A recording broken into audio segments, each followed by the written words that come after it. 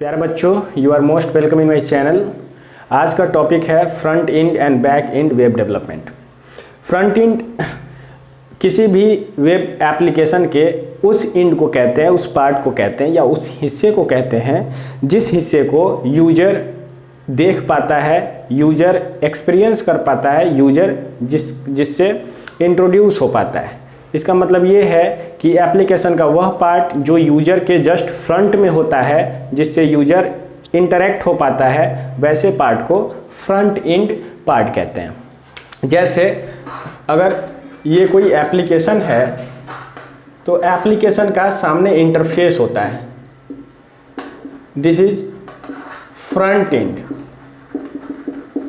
Part of application.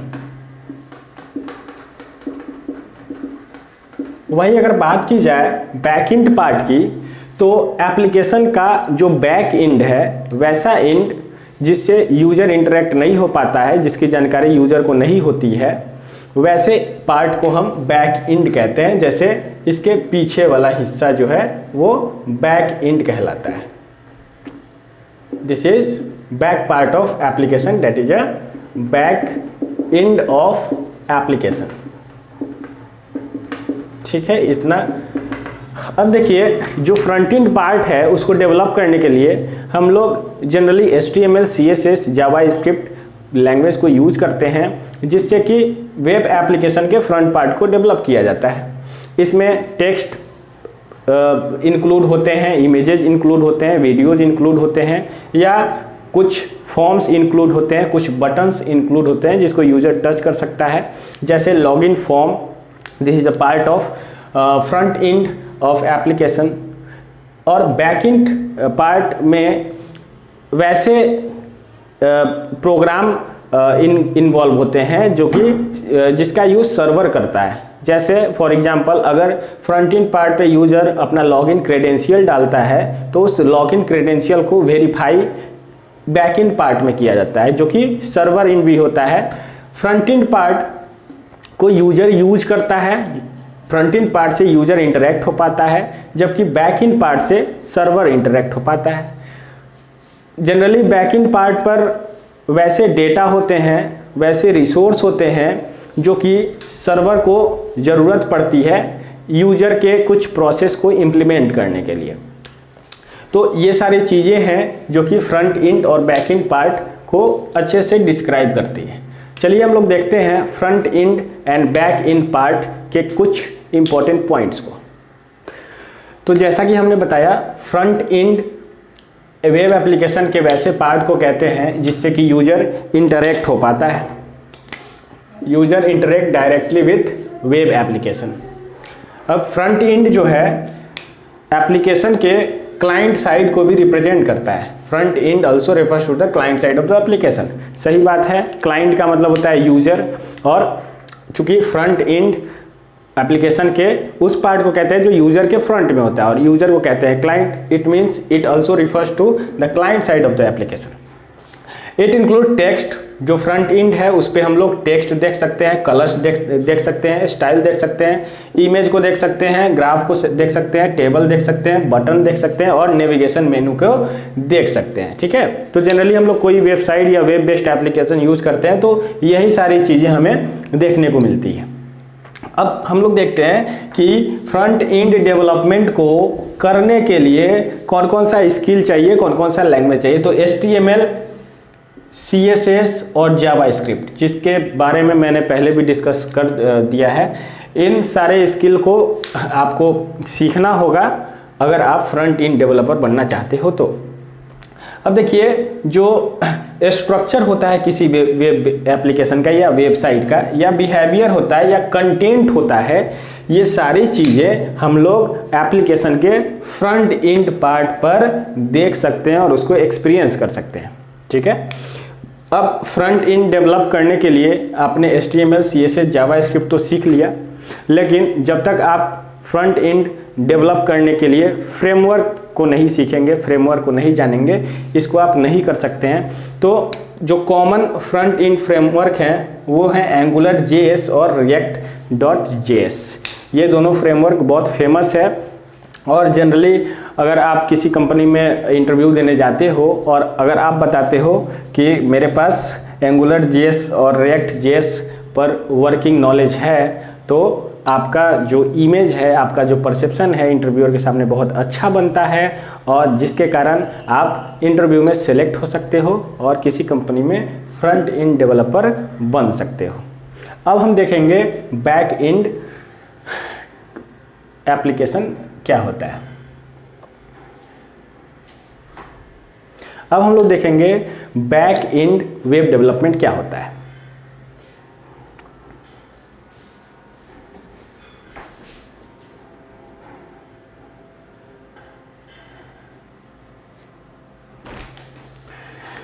तो back end web development, जैसा कि हमने बताया, बैक एंड वेब डेवलपमेंट में हम लोग जनरली वेबसाइट या वेब एप्लीकेशन के वैसे पार्ट को देखते हैं जिससे कि यूजर इंटरेक्ट नहीं हो पाता है या फिर यूजर उससे एक्सपीरियंस नहीं हो पाता है। ठीक है, तो बैक एंड चूंकि यूजर इससे इंटरेक्ट नहीं हो पा रहा है, तो एप्लीकेशन के इस हिस्से से इंटरेक्ट कौन हो रहा है? तो एप्लीकेशन के बैक पार्ट से, बैक हिस्से से सर्वर इंटरेक्ट हो पाता है, इसीलिए इसको सर्वर साइड वेबसाइट और वेब एप्लीकेशन भी कहा जाता है। देखिए ध्यान दीजिए, अगर मैं बोल रहा हूँ कि वेबसाइट या फिर वेब एप्लीकेशन, तो दोनों एक ही चीज़ें हैं, दोनों को इंटरनेट की आवश्यकता पड़ती है यूज करने के लिए। तो वेबसाइट या web application both are same thing in this topic. ठीक है, अब बैक एंड पार्ट में होता क्या है जनरली? तो बैक एंड पार्ट में डेटा को स्टोर किया जाता है और अरेंज किया जाता है, उसके बाद डेटा को मैनेज भी किया जाता है ऑन द सर्वर। ठीक है, तो ये याद रखना, ये इंपॉर्टेंट पॉइंट है कि बैक एंड पार्ट में डेटा स्टोर किया जाता है, अरेंज किया जाता है और मैनेज किया जाता है। अब बैक एंड पार्ट ये भी इंश्योर करता है कि क्या क्लाइंट साइड में सारी चीज़ें जो चल रही हैं ठीक ठाक है ना। It means that back end part of website or web application also ensure that either the front end part of website is working properly or not.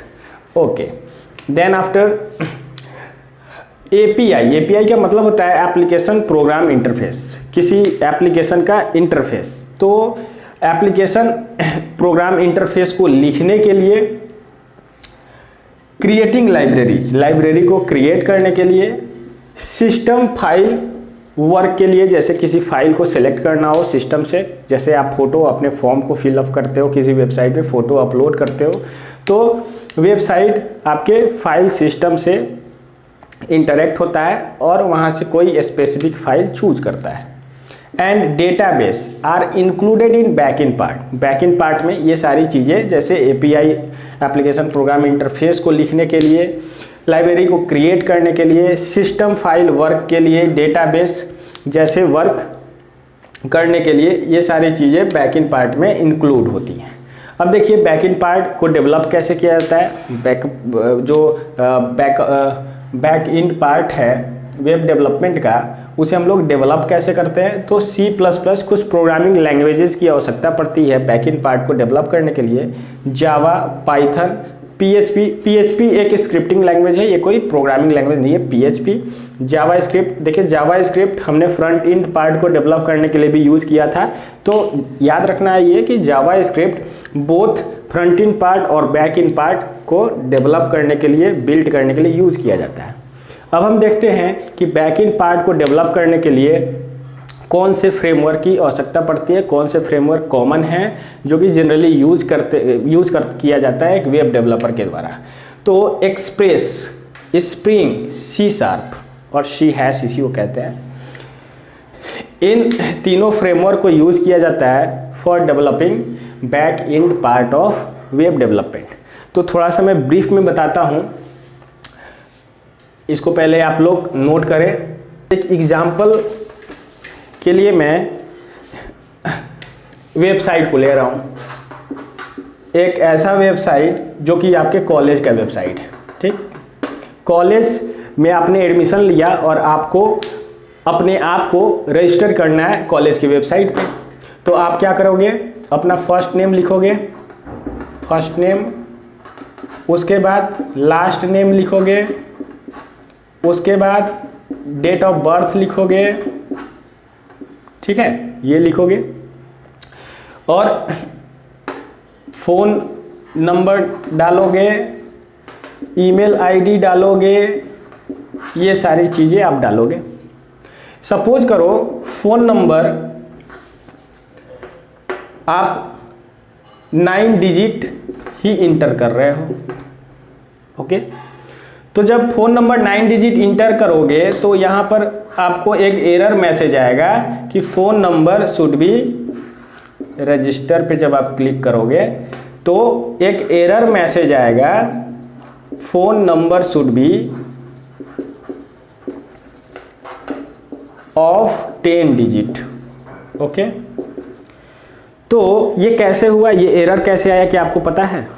ये एरर कैसे आया ये आपको नहीं पता है। क्यों नहीं पता है? क्योंकि जो वेब डेवलपर ने ये वेबसाइट बनाया होगा उसने वेबसाइट के बैकएंड पार्ट को डेवलप करने के दौरान फ़ोन नंबर में नंबर ऑफ डिजिट को 10 सेट किया होगा और आप यहाँ इंटर कर रहे हो 9, तो इसीलिए ये एरर मैसेज आ रहा है कि phone number should be of 10 digit. क्यों? क्योंकि ये लिमिट किया गया है कहाँ पे, तो बैकएंड पार्ट में, और ये सारी चीज़ें कहाँ किस में होती हैं, प्रोग्रामिंग लैंग्वेज में होती है, ठीक। जावास्क्रिप्ट के हेल्प से भी ये किया जा सकता है। तो बैकएंड पार्ट में ये सारी चीज़ें होती हैं।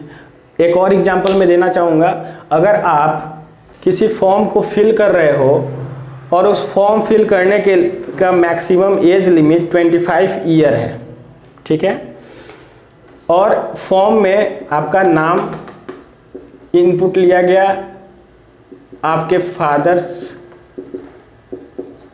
नेम इनपुट लिए गए, मदर्स नेम इनपुट लिए गए, आपका एज इनपुट लिया गया। अगर आप एज 27 ईयर इनपुट करते हो तो यहाँ भी एरर मैसेज आएगा कि एज शुड बी 25 ईयर और लेस देन 25 ईयर। तो यहाँ पर कॉन्सेप्ट क्या है? यहाँ पर कॉन्सेप्ट ये है कि आपका एज 25 ईयर या 25 ईयर के कम होना चाहिए।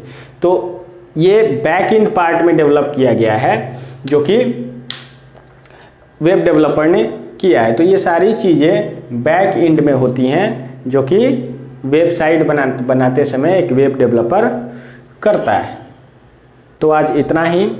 आपको ये वीडियो कैसा लगा? अच्छा लगा तो चैनल को सब्सक्राइब कीजिए, और आपको अगर किसी और सब्जेक्ट, किसी और पेपर का वीडियो लेक्चर चाहिए तो कमेंट में ज़रूर लिखिए ताकि मैं उस पेपर का भी वीडियो लेक्चर ला सकूं।